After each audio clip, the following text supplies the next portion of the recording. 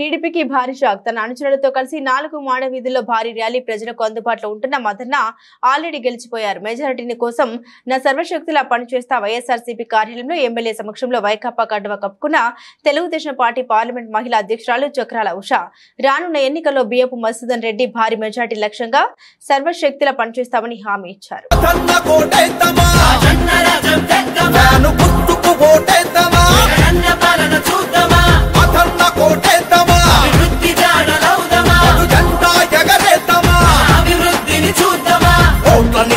ఆదేశీ కాళహస్తి గుడి ధనముని గుంటలు పన్నేటి నేతలను ఇక తరివేసేందుకు ఓటు వేద్దామా, మదన్న కోటు వేద్దామా.